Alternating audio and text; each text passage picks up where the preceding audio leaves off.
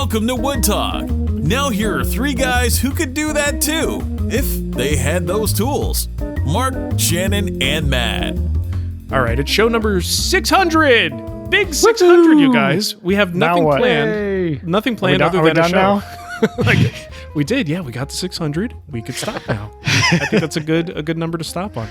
The on today's milestone is not quitting before 600. Well, there you That's go. what it was. Well, not quitting 4 times before 600. That's right. Yeah, 3 times is enough. All right. So then on this very special, not so special show today, we're going to talk about color matching, Tigerwood workbench, and wood on a metal lathe. All that and more coming up. But first, we want to let you know that Wood Talk is proudly sponsored by Woodcraft. Woodcraft is the leading authority in woodworking, making, and creating. They have the tools, supplies, expertise, and hands-on classes to inspire creativity at every level.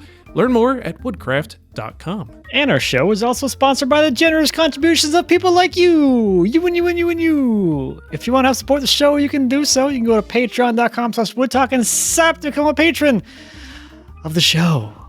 We'd like to thank Dave C. and Woot Von Hot Carl. Nice. I love that. He's a world champion cyclocross. I was just going to say, are we going back into cycling talk here? Because I think we might. We just have to. Every to be a champion cyclist, you have to be named Wout. If you're from Belgium, anyway. It's just what it is. It is a cool name. I wonder if this is a real name. We have a kickback later talking about real names that we assumed were not real names, but sometimes they are. So you just never know. Yeah. Wout All right. von Hot Carl. I like it. Very cool. I hope that's a real name because that's awesome. It is pretty cool, though. So before we get into what's on the bench, we got a quick... I don't know that this is like going to be an ongoing segment, but I kind of feel like it could be if we really work hard enough. Wouldn't have to try very hard. Yeah, there would be that much work to be done here. This segment is called What's This Shit? All right, and those of you listening at home probably heard a beep there because, we're a family show. So I was perusing Instagram like I do sometimes and came across a post on Powermatic's account, their social media account on Instagram. Powermatic in the past has done, they've posted things in the past that are like, should you have posted that? Like I get, there's a tool and it's got Powermatic on it, but it's just questionable, some of the things I've seen them post. This is no exception. And I sent this to the guys too when I saw it. I'm like, we should talk about this a little bit. So here's a story. This is I don't wanna. It's the screenshot you have here even scares me. Yeah, we'll put the link. Shannon will have to track down the link to this on Instagram. But this was a repost. Powermatic reposted it. That's how I saw it by a gentleman at Regal Street Woodshop. And I checked out his stuff, and he makes some really cool stuff. But anyway, this video is this arched table that he's making, and it looks like, I would estimate, roughly 4x4 legs. There are 2 of them coming down, so you have essentially all end grain that's flat on the ground. So think of the end of the legs that would be touching the ground. That whole assembly that he's got together, he's passing over the jointer. Now, granted, he's taken a very light pass. He's taking his time controlling the workpiece, but it is end grain on a Powermatic jointer. So I thought this would be interesting to talk about from 2 perspectives. Number one, just as a fellow woodworker, what do you think of this? And then number 2, from the perspective of a company, and you guys have been hit with this too, like even us as individuals, our responsibility when posting on social media to promote safe practices, or is that like BS? We do not have to worry about that. If it's interesting and we want to post it, we should be able to. So I don't know. I would just love to hear from you guys.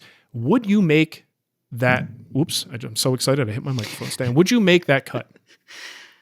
I would say that as our resident sketch artist, Yeah.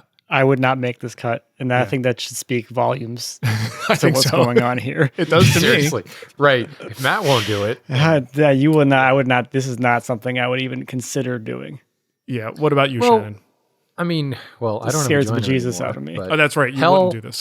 hell no. Like, not a chance. But first of all, it's going to tear the hell out of the backside of that leg, which is just going to make you have to do this again. Like, he's obviously trying to level the legs, get them coplanar. But based on like the height of this thing and the relative height of the vertical fence on the joiner, I wouldn't even like guarantee that it would be accurate. Even if I could get a clean cut, it would be so wobbly, and I would worry that it ended up being not square, not what he was trying to do. Not to mention the fact that it's so precariously balanced to begin with. No way. No, this is gonna cause more harm than good, and probably some wet shorts. Yeah. I see what you're saying, though. With only 2 contact points, it's not guaranteed that you're actually going to get those things coplanar. You might get them both flat, but they may not both be coplanar. I also don't understand what we're doing here, because you flatten one side, but are you trying to make the top side parallel to the bottom? How are you going to do that on this setup? Right. Yeah. Is that what we're trying to do here? I don't really understand why we're doing this. Yeah, why it was even necessary. So I'll tell you what's funny about this is probably my scariest accident that I ever had. Very early in my woodworking, I had an old straight knife cutter head on a jointer, and I got it used from a dude who was retiring, and used that thing in my California garage shop. And I think I've even told this on the show before. I needed to trim like a 16th off of a board. And I'm new to this stuff, but I'm like, well, I know my jointer does a 16th. I should be able to just take, and it's off the end, guys, so end grain, right? So I'm like, let me just run this sucker over the jointer. I got about 3 inches into the end grain, and boom, it like scared the crap out of me. I got a giant blood blister on my finger, but was a real wake-up call about the dangers of hitting end grain on a jointer like that. So to his credit, I will say he does explain in his videos on his account that there was a little bit of a method to the madness. He did chamfer the back ends, kind of like a shooting board. Yeah. You want to chamfer that to make sure you don't get major splits. He is taking a very, very light cut. But all that being said, I kind of feel like this is a setup because this is going to go half a Marc cut, basically. Half a Marc cut, yeah. Maybe a third Marc cut. This is going to go 2 ways for him. It's a win-win either way, because it's either going to be a video of, look how risky this was and I got away with it. Let the views come in. Or don't be like me. Don't do this thing. Look at how I almost hurt myself. You know what I mean? Like that kind of video where people post a thing and you go, well, why were you doing it in the first place? And now you're posting it as a lesson. Yeah, that kind of thing. So this was a win-win for But for he this could guy. use AI to put bandages around his head, and he could put his face in the foreground of the thumbnail and point at it. Yeah. And let the clicks just roll in, baby. Yeah. I do think that the massive nature of this, this looks, I can't actually tell. It looks like ash because it looks a lot like my workbench behind me. Yeah. These are probably 3 by, if not 4 by kind of, I know they're curved, but it's chunky. they're thick. If this is massive, this is almost like a curved Rubo leg here, a big old giant thing. So the mass will help a little bit, but Marc told the story. I'll tell the story. I've never done this myself. I'm proud to say I've never done this myself, but I was in a an intro to woodworking class, like a multi-part thing that Chuck Bender used to do at his old shop. He probably still does it at his new shop. And, the first class is talking about how do you mill boards, and the whole face and edge, parallel. And to my classmates' credit, we were in this milling phase of getting all of the faces done. So he finished the face and the edge, and then he got a parallel edge and got a parallel face. And he's like, oh, well, now I'm going to go and get the ends, and probably, what's the acronym? Isn't it face, edge? Isn't there an acronym for that? Face, edge, something. Well, never mind. Maybe for you weird people, but not for me. Probably mixing it up with every good boy does fine. And treble clef, face. Yeah, never mind. Too many hobbies in my life. I think it's Roy-G Biv is what you're looking for. Yeah. Oh, wait, different topic. Sorry. So anyway, he just thought, well, let me go ahead and do the ends. Let me get the 5th and the 6th face of this board. And I remember he started doing it, and I kind of turned around. I was somewhere else in the shop, and I turned around, and I was immediately whoa, stop. And saws are running, dust collection's running. Chuck has one of those 28-inch battleship joiners. So that's actually, ironically, the quietest machine in the entire room. But it was enough. I yelled enough that it caught Chuck's attention, and he went, and he's got typical teacher. He's got emergency shutoff valves. No matter where he stands, he's a foot from a shutoff valve. So he killed all the power to the shop. But when I yelled at the guy, it was enough for him to look up and pull his attention off things, which is all it took for that board to go slightly out of balance, and it threw it across the room. Fortunately, there was no one in the line of fire. So I guess the point of the story is he, unlike Marc, which I would imagine would be the more common thing where it immediately tore it apart, he was 3/4 of the way through this 6-inch board, and it was going okay. Yeah. And he was obviously very focused. He had it pressed up against the vertical fence, and it was really, white knuckled, frankly, but really, really focused. Good for him. I drew his attention for a second, and that was all it took for the joiner to grab it and toss it. The only bad thing was it didn't like stick in the the drywall, like you see some of those photos, and you got to take pictures of it. So just by me yelling at him was enough. I actually caused the problem. Then it was my fault by yelling at him. I distracted him. Although I contend that if he'd made it to the edge of the board, the massive blowout probably would have done the same thing. Yeah. So I do think that there are people that have tried this and maybe been somewhat successful. It's like running the end grain cutting board through the planer, right? Yeah. Like it There's kind of ways works. to do it.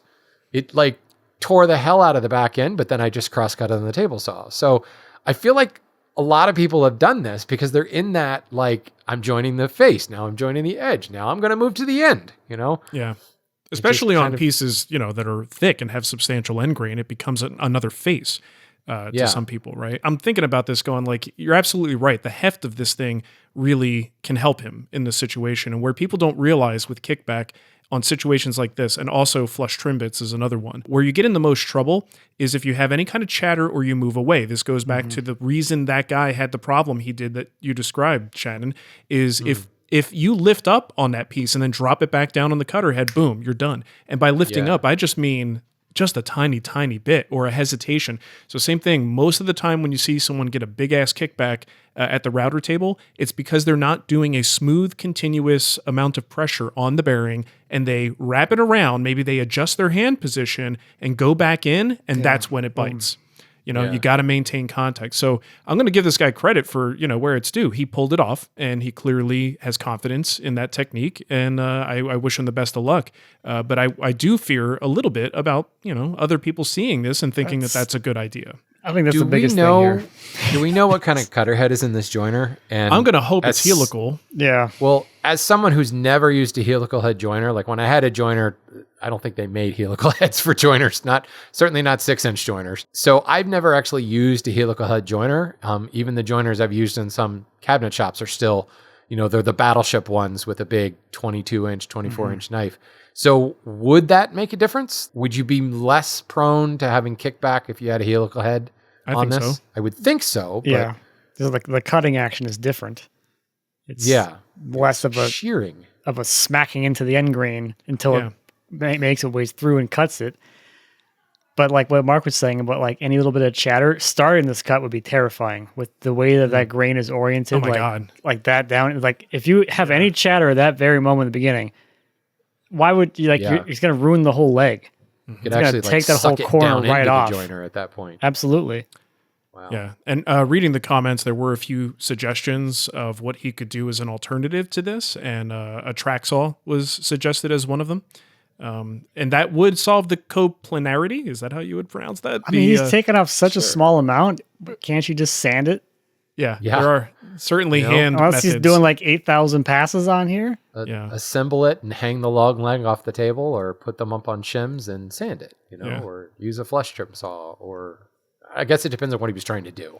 If it's coplanar, maybe, but I still don't think this is the way to do that. I mean, it just scares me because I know people are going to see this and be like, oh, I can do that too. Yeah. Yeah. Which is like, as much as is it this guy's responsibility to give a crap what other people do, right? Like probably not. And to your point, Marc, it's not, I'm sorry, I just forgot his name. Regal Street. Woodshop. I just forgot his name. That's fine. I mean, it's not fine, but what's not fine is a major brand like Powermatic reposted it. Yeah, that's kind of the other part of the question. Is that's the bigger what about issue their responsibility? Here. Yeah, I mean, this dude can do what he wants in his shop and on his socials. It's his business. It's Powermatic's machine in there. I feel like we have matured a little bit in the online space. Like you used to not be able to say anything negative online. Like how dare you? You're holding people down. Now people say negative stuff all the time. I feel like people have been a little bit more open to criticism in recent years. Mm-hmm. But as a major brand, this is a golden opportunity to teach, to step in and say, hey, that's our tool in the background. We feel a little bit of ownership with that Powermatic Gold there to say, this is an unsafe practice you're following. What are you trying to do? Can we help you come up with an alternative? I would love to see a brand step up and do that. What a great engagement opportunity for them. And I'm sorry, they did the opposite. Yeah. No, there's no commentary at all on their repost. That's terrible. Yeah. I'm going to say it. Shame on you, Powermatic. There's our show title right there. shame, Clickbait show Oh, title boy. right there. Shame on you, Powermatic. Marc Okay, well, would let's leave never. it. The thing is, I want to make sure if he hears this, not that you owe us any Yeah. explanation, dude, do your thing. But I would love to know more about this technique, why you're doing it this way, and if this is something that you do all the time. He's, maybe done this 100 times. This is no big deal. I would love to know a little bit more about that. But good luck, man. Stay safe. All right, so let's get to what's on the bench. Try to keep it quick because we spent a lot more time on that than I thought we would. All right, so let's see. I have a book press project that I started today. For your next book you're writing? You stop it right now, Mr. I don't want to hear anything about that. So there is a gentleman that is a conservator who is in St. Louis, and he's like the only one in the area. He does work for museums and stuff like that. And he ordered a big classic 1905 book press. I guess won an auction, and they shipped it out to him. They didn't pack it properly, and the thing fell in shipping. So part of the cast iron components, they're broken, and he's, real upset about it, but it also did a significant amount of damage to the frame. And the frame, best I could tell, is maybe ash, and it's in rough shape. So what he's looking to do is take the cast iron parts, he's going to get those fixed up, and he wants me to make a new frame for this thing. So it's mostly, pretty familiar. It's like building a workbench, right? It's just big honkin' mortise and tenon joints. But this thing is all 100% of the pressure is coming down. So everything goes onto this low rail that's just a big, beefy boy of a rail into two legs with feet at the bottom. That kind of remind me of a workbench structure. But it really just bears all the weight straight down on that piece. Everything else is just kind of supporting the weight of the wheel and the platen that's on the top. So this is just one of those fun projects. It's like a craftsperson in a completely different area, local, that needed this thing done. So I thought it would be fun to do. Not a complicated build whatsoever, but definitely going to be cool to see the old hardware, 1905 original hardware going on to this new maple thing. It's all painted black too. So it's going to be a nice contrast to the maple that I'm using. So cool. I might watch that. You might. And when I deliver it and when it's ready to go into his shop, I'm going to take the camera and go to his shop and find out a little bit more about what he does and how he plans to use this. Mm-hmm. Yes, and then we're going to start on my next book. You're going to self-press. You're going to do it in letterpress. Why not? That's what everyone's asking for. They'll be selling for $380 a copy. Yep. Eat your heart out, Chris Schwarz. Look at what I can do. Right. You think you got fancy books. Anyway, all right, Matt, what do you got going on? I like that. What I've been doing, I started on the breakfast nook bench thingy-mabobber, which is different because it's not really like a furniture piece. It's like a skinned box built-in thing. So it's kind of a different vibe. And I thought it was a fun contrast from our last show. We talked about that most people don't really care about design or designs that get covered that much. And like this already, I have a whole like half-hour video on just going through the architectural plans, how to read those and what it's supposed to be. And then another like half-hour video of going through that and figuring, okay, how are we supposed to build this? What are all the parts supposed to be? How does everything lay up to each other? And all the like how it all comes together and everything. I'm like, oh, it's kind of a fun contrast because like I went deep on that one. There's a lot of detail there. I'm like, oh, it's just a little bench. How much detail could there be? And like a half hour later, I'm like, okay, yeah, I think we're done. I think we can start looking at wood. Yeah, that's cool. I'm excited to see it. So did you already get the table done? Is it completed? No, the top is sitting in the shop between flattenings here. All right. As I've been like editing, I'm trying to get I got both of them in my head still. So I'm trying to like get through the edits of what I have for the table already. Before I like go back into shooting that one too. So I'm trying to like twin pathway things here, which is terrifyingly similar to what I had to do at the end of the Highboy when I started on the waterfall tables classes. Oh, yeah. I had 5 weeks overlap where I was doing 2 guild videos a week, and I had both of those in my mind. So it's kind of like that, except I have a little more flexibility now than before. But it's still a lot to like mentally be like, hey, where was I with that? Or what topics was I supposed to cover here? And all that stuff. So it's a little bit of juggling, but it's kind of cool to be like, I can like share all the bits. Yeah, and I'm here for it. I say bring it. In fact, I think we have some feedback on this show, but I know we saw some comments on our last, when we talked about things that don't get talked about enough. Like a lot of people showed up for the design conversation. I think there's still a paucity of design. And I feel like every time I'm kind of like you, Matt, and I'll like nerd out and go down to the architectural details. Then you pull out the boards and you start talking about like hiding glue lines and getting right matches. And I'll shoot like an hour of video and I'm like, I got to pare this to 5 minutes. And I've started to be like, maybe not. I mean, not an hour, but like maybe it's time to start spending more time about the fluffy stuff, less woodworking, more design and theory. Because after all, it is just a series of mortise and tenons and dovetails and it's all the same, right? You know, like on this bench, like you have like the architectural plans of, well, like in the perfect world, this is how big everything should be. Okay, well, great. What's the actual size of that space? And now how's everything lay out based off of that space? Are the plans actually correct from the architect? Are there inaccuracies in there? Are there weird things that don't quite make sense? There probably are. So you should probably go through their plans and make your own plan based off of those to be exactly what it needs to be in reality. Because if you don't do that and you don't pay attention to everything that's going on, you can have some pretty good missteps here and there. Sure. So for instance, one of the issues that I saw with their plans that I didn't notice until I started shooting that video was that they have a call out for the thickness of the seat and the thickness for like the countertop that goes behind the seat. The call out is 1.25 inches. It says 1.25 inch wood top. Great. But if you look at the scale drawings with all those things, they have it scaled at 1.5 inches. So if you start off at the 1.25 inches, your whole bench would be a 1/2 inch too short, and then it wouldn't tie into the existing trim details that are already there. So okay, good thing we caught that. Right. Things like that. Yeah, I never have that problem with my architect. I know you don't. He submits drawings and they're pretty accurate when I get them, so big problems. Yeah, likewise. It's because I'm checking them for him. We can all relate, Matt. Yeah, absolutely. All right. Well, and it's also a different vibe too, because it's another one of those like, I didn't design it type of thing. So if someone out there is trying to get into whatever custom trim work or built-ins that are spec'd as part of like a new home build or a bigger remodel or something, this is exactly the experience that they're going to have. Here's some plans that we got from some person that drew the whole design, and we want something that looks like this. Nice. Good deal. Right on. All right, Shannon, what do you got going on? I've officially reached the age where I stop having cool stories about my injuries. I lost my spleen because I was run through in a Shakespearean play. Sure. I have screws in my foot because of a rock climbing accident. I blew my meniscus in the middle of a triathlon.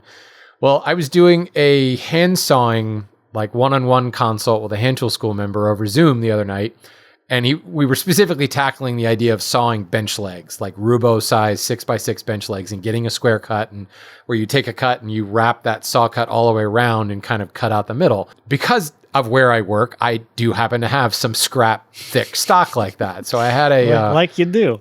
Yeah, like you do. I had a 16-quarter piece of African Iroko that I was just taking little wafers off the end as I was demonstrating. This show continues to be relatable to the right. Absolutely. Right? Well, at least I didn't use my telehandler or bring it into the garage. True. I mean, maybe you should have. Maybe I should have. Yeah, I don't think the telehandler would fit into my one-car garage shop, but still. So anyway, I'd finished the cut, and I can't remember exactly what precipitated it, but it's like, well, let's flip to a fresh end. So I, stood up. I was kneeling on the saw bench. I stood up and I just went to flip this board end for end. Well, it's an 8-foot, 16-quarter piece of mahogany, and I kind of didn't have my balance right and twisted the crap out of my knee, which was the other knee.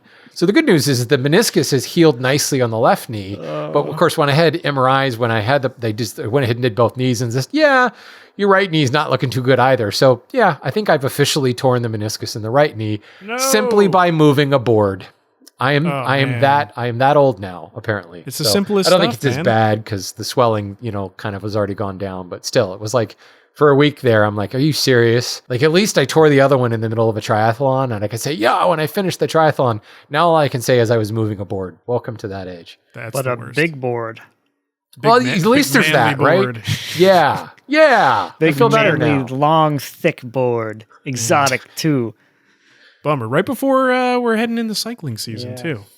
Yeah, more importantly, right before I head to Orlando to the International Builder Show, and will be on my feet for a solid week. Ooh, fun. Good timing. That. All right.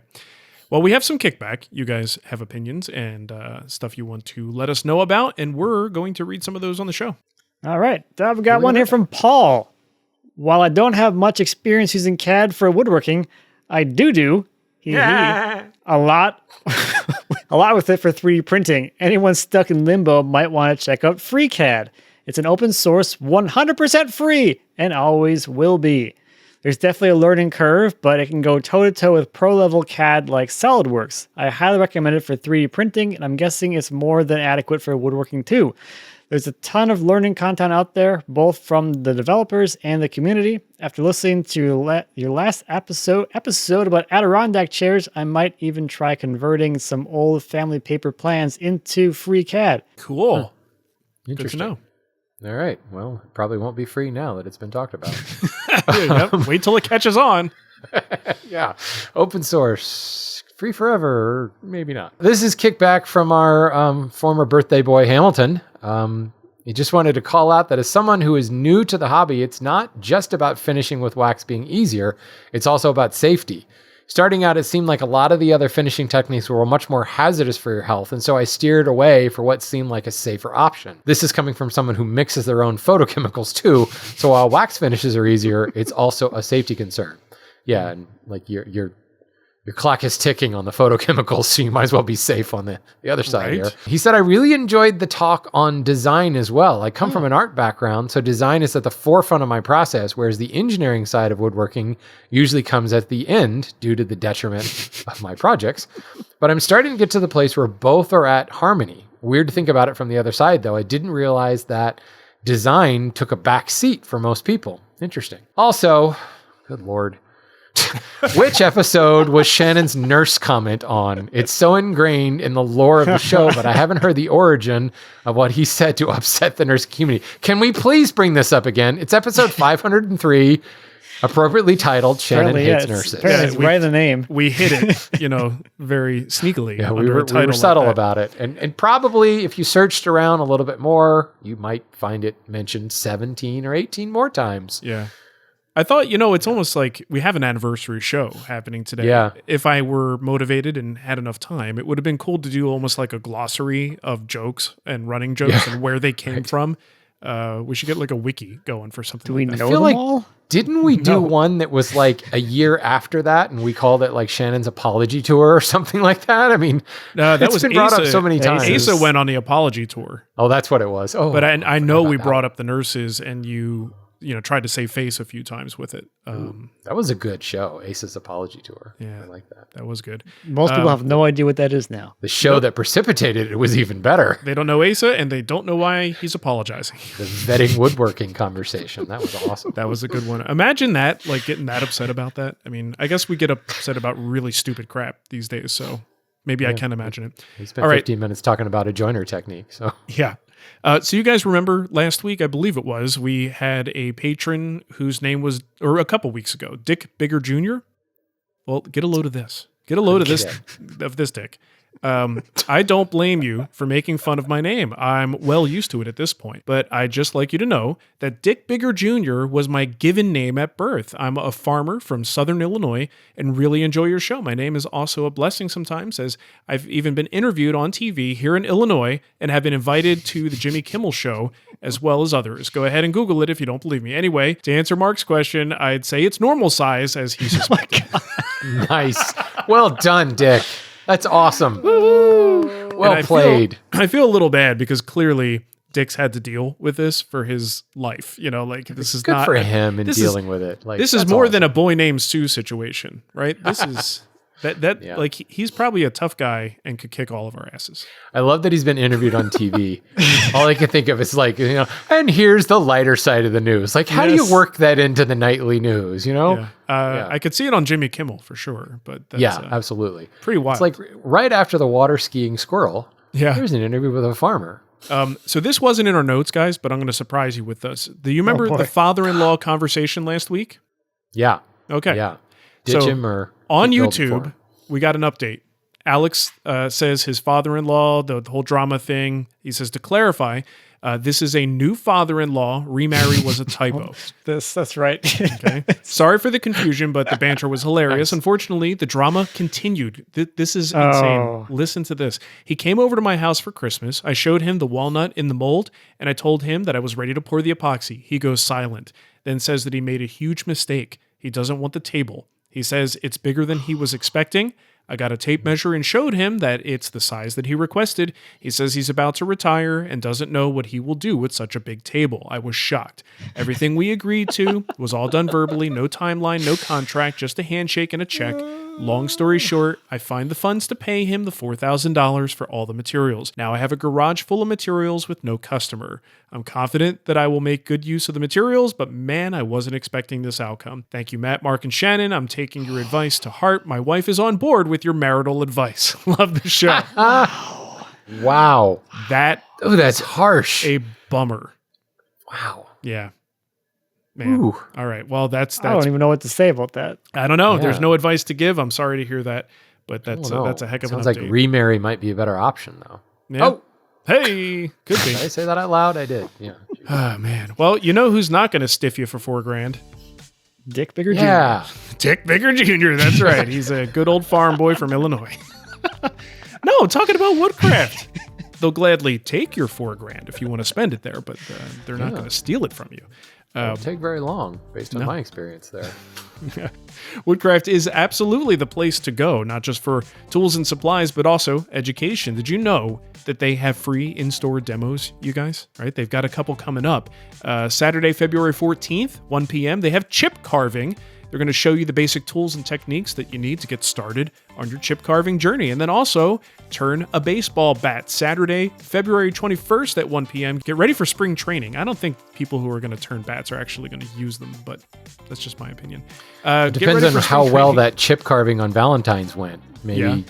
Maybe she'll go back and turn a baseball bat. Could very well do that, yeah. Here's the cool thing. This now I'm not going to say every, because we get in trouble when we do this. Call your local store or go check it out and make sure they're doing the demo, right? But I would imagine most stores are doing these demos on those weekends. So absolutely want to check those out. And Matt, you got some deals to tell us about. I do. Some great February deals. Did you know you can get 15% off select Jet woodworking lathes? Pretty timely for my new weird obsession with turning again. Maybe you're trying to tell me something, Woodcraft. I don't know. We'll see.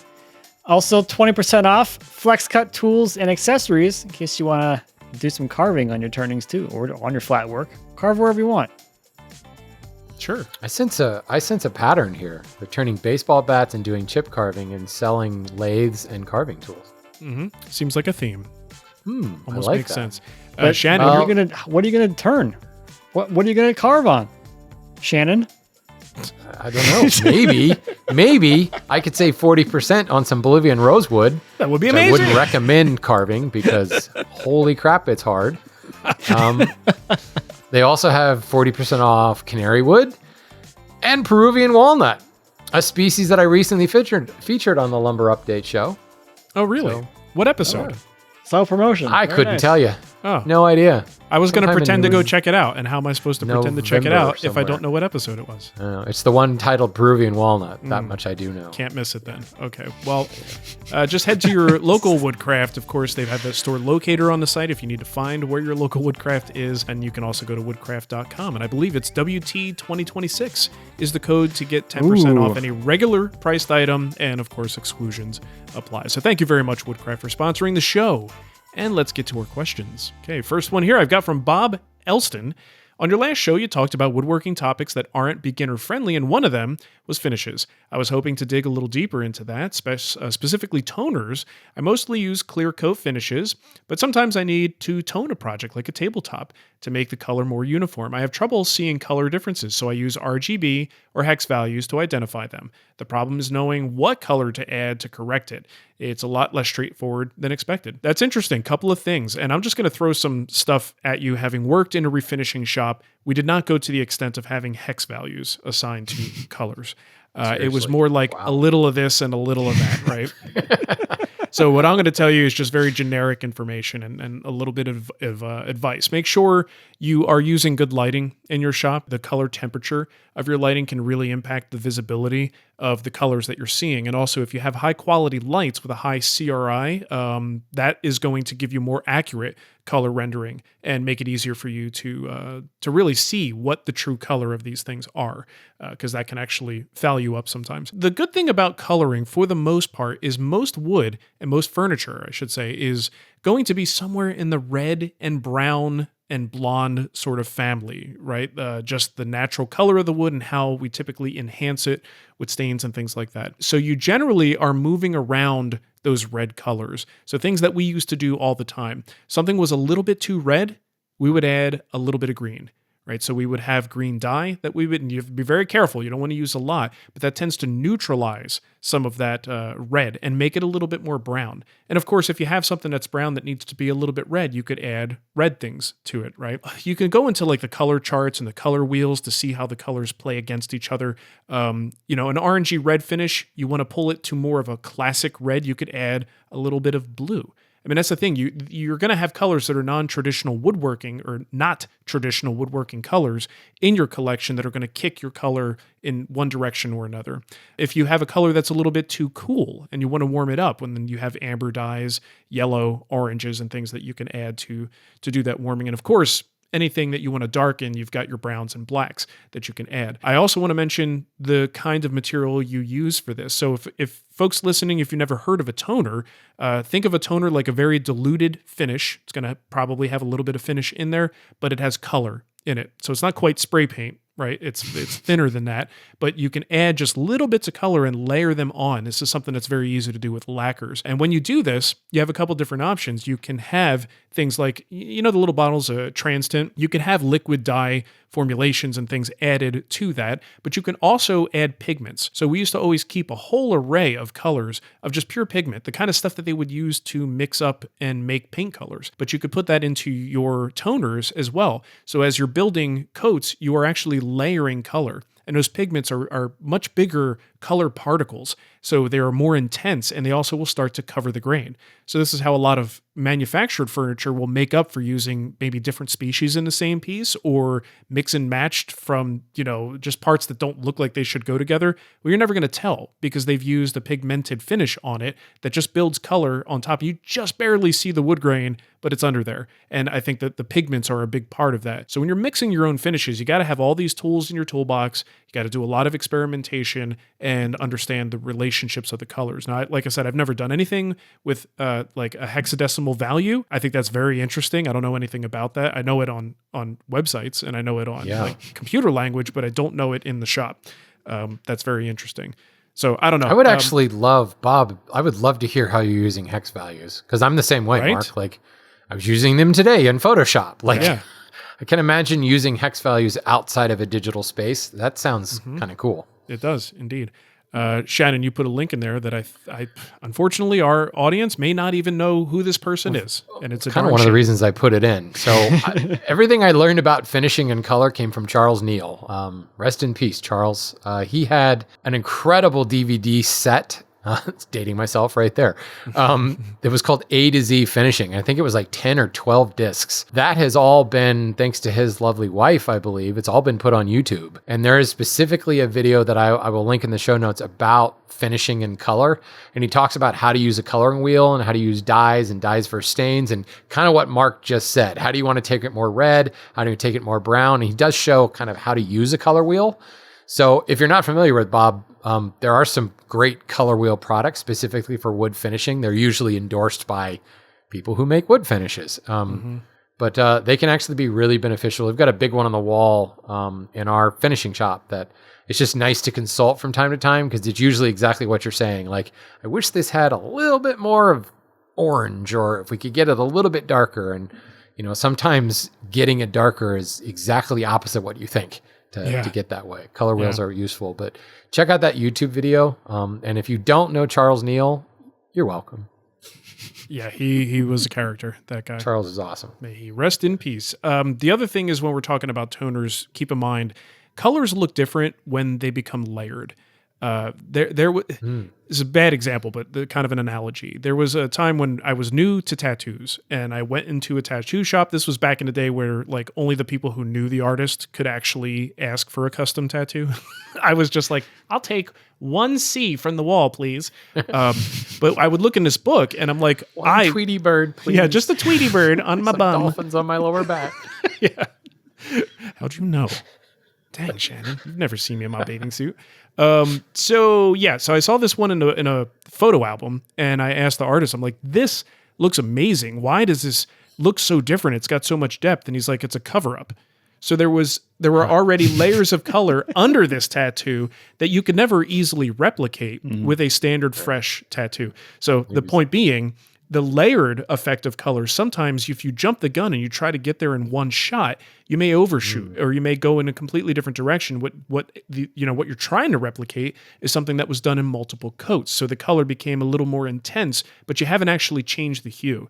And that is something with experience, you can kind of find that. And toners are just great for that because it's so little color with each coat. You can tweak it each time. You go, that's not quite right, but I'll get it on the next one, right? So take your time with that stuff. Sounds like a great money-making scheme for tattoo artists. Yeah. In order for that to look great, you got to put a Tweety bird on first. Yeah. Come back in a few layer months. over the Tweety bird to get that look. Exactly. Yeah. Wait till it heals up, come back, and we'll cover it all up. Score. All right. I've talked enough. Matt, you're up. Okay. This question is from Greg. I've been watching Matt get into lathe work and it got me thinking. You almost never see wood lathes with the tool carriage and tool post. Those are usually metal lathe features. I know metal lathes run at different speeds, but I'm not interested in bowls or spindles. I mostly want repeatable operations like turning dowel ends for thread cutting or taper tendons for chairs.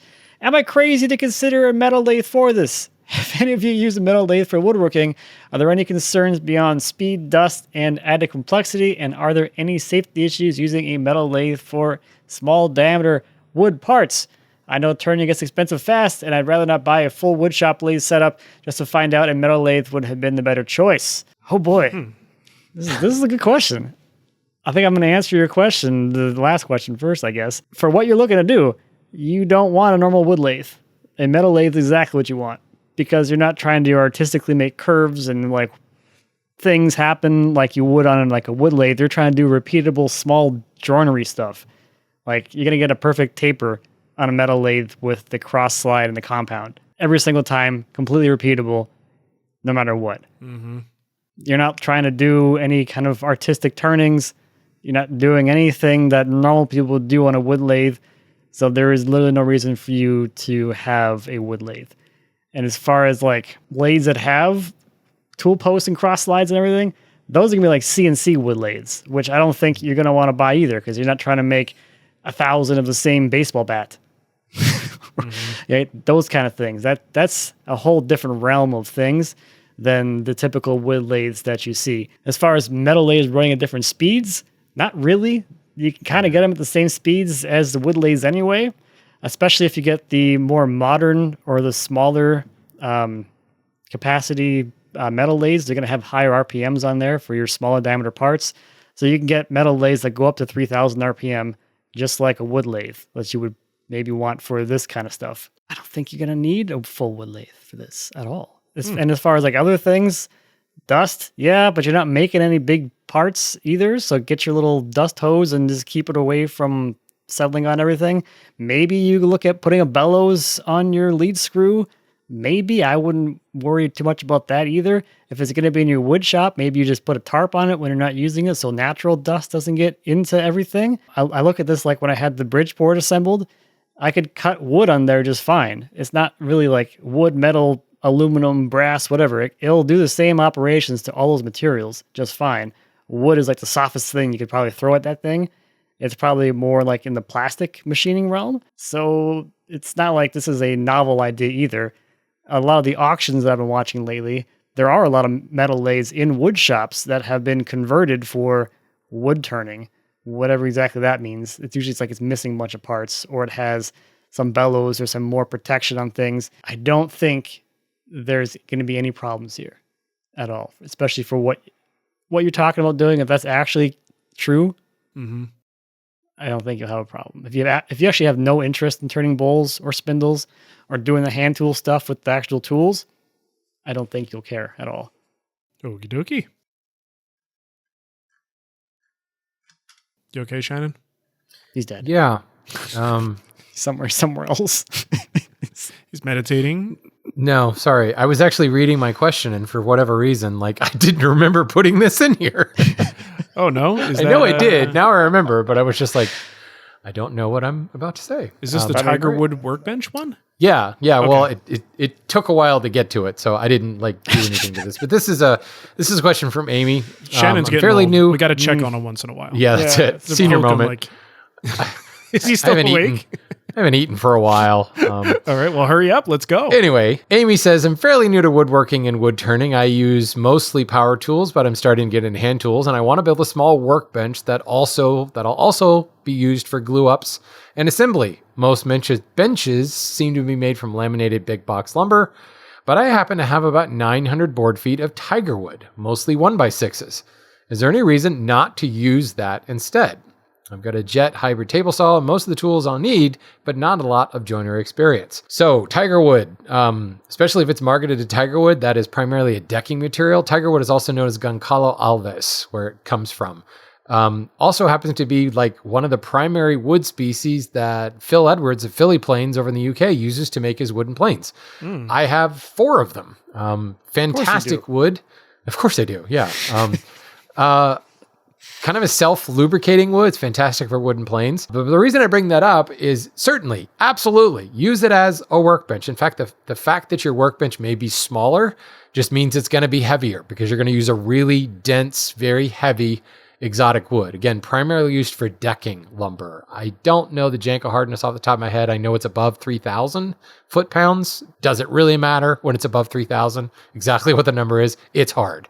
So you'll have a very, very heavy and one might even say pretty dense, or excuse me, not dense, pretty stable workbench. So you've got this small thing that you might be using for assembly purposes. I think you'll flatten it once and probably never have to do anything to it again. It's not going to move around on you. But because Tigerwood is particularly oily and like I said, it's kind of a self-lubricating plane, it is the type of thing where you might consider putting a finish over top of it just to kind of keep some of that oil at bay, just to keep the top from getting slippery.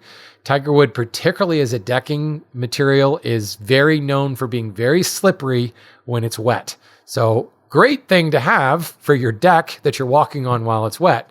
So it's had a lot of kind of problems in the decking industry because there's been several slip and fall type things. So people often sell Tigerwood now with kind of a fluted grip surface to it to help ameliorate that. Will that be a problem on an assembly table? Probably not. But if you were to put, a coat of something over top of it to kind of seal in that oil, you might avoid some of those things. That being said, you can use a regular PVA glue. You probably do want to do the trick of wiping it down a little bit with mineral spirits or naphtha just to get some of the natural oils off. PVA will be fine, but it will be better if you take the time to clean the oil off before you glue up those wide faces. Or you could switch to a polyurethane glue and probably skip that step altogether. Either way, I say go for it. The fact that you've got a table saw to cut a lot of that stuff, I would not want to do that by hand. That's very hard wood. But go to town. That's awesome. Can't wait to see it. Please send us a picture. Yeah, and be ready, Amy, because that's hard. That's really, really hard. It is. It is. But especially as a beginner, just be aware that not all wood works this way. You know what I mean? If you think about it, she's really just ripping. 1x6s, I say glue them up and keep the top super thick, right? Yeah. But she's just going to be face gluing. Really, I think you can overstate how flat those faces need to be. And it depends on how short the bench top is. But if it's 6 feet long, even 5 feet long, you're going to get a fair bit of bow in a 1x6 decking board that you can pretty much clamp flat. So yeah, you want to think about how you're going to flatten the face once it's all glued together. I was thinking about flattening the top. It just sounds like it's going to be a nightmare. So, be extra cautious as you're gluing up and try to keep things as flush as possible. You're not going to keep them flush, but use a series of cauls on the top and bottom to kind of keep it as flat as you can so you can remove as little as possible. And then, make a sled, chuck up a router, use a carbide bit, and take a really light cut. You'll be fine. Well, she's a beginner now. She won't be after she's done with this project. Yeah, you're going to learn That a won't lot. last long. Learn a lot, and you'll be the only one in your block with a bench made of Goncalo always. Yeah, send us pictures. I really would like to see that. All right, that's going to do it for us today. Remember, the show is made possible by the generous contributions of our patrons. That's at patreon.com/woodtalk, as well as our friends at Woodcraft. There's always something cool going down at your local store, so make sure you check out the website at woodcraft.com. Definitely check out your local store because always got something going on. Here's a sampling of what's going on. Some store events for you. Don't miss Alex Snodgrass's Next Cut Tour. I think we deep dived into this one last time, or maybe it was two episodes ago. Let's Whatever. dive into Alex again. Maximizing your bandsaw seminar and the box class. So here's just a few. His stop in Orlando is February 20th and 21st. Then he's heading to Clearwater, the 22nd and 23rd, and Birmingham, 24th, 25th, and Atlanta, 26th, 27th. All these are all in a row? That is how the days work. Wow. I'm That's going to miss it impressive. by a day in Orlando. I fly out on the 19th. That's a Yeah, bummer. I think he's in the southeast. He may as well, hit it all while he's there. Don't go home. Makes sense. It's like a 90-minute drive to Clearwater, a little bit further to Look, Birmingham. if Taylor I Swift can guess. do it, Alex Snodgrass can do it. Okay. Yeah, they're totally Well, there's that. same Yeah, that's- tax bracket for sure. The same support staff and everything. I think so. right. Also, the same dance moves while they work. Yeah, I was going to say, maybe the same backup dancers. We don't know what his show's like. Oh, Great. Okay, well, should we move on from Alex, or Uh-huh. should we keep talking about him? No, some keep more? going. Do your thing. Did you know that Woodcraft often has local club meetings in their stores too? What? This is crazy. Did you know at Virginia Beach, the Tidewater Woodworkers Guild is meeting there on February 23rd? That's a Monday. And in Dayton, Ohio, the Miami Valley Woodcarvers Carve-In, that's Tuesday, February 17th. Well, look at that. I like it. That's kind of cool. And I mean, that's always good when the local stores are willing to host the local clubs. I think that's a great little symbiotic relationship there.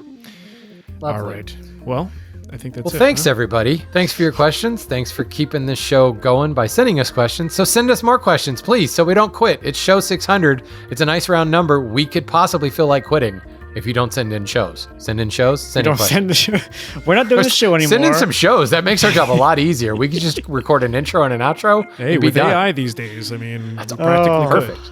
Do that. So send those shows to woodtalkshow@gmail.com. We'll take them there. You probably want to do like a Dropbox link or something based on the size of the show you're sending in.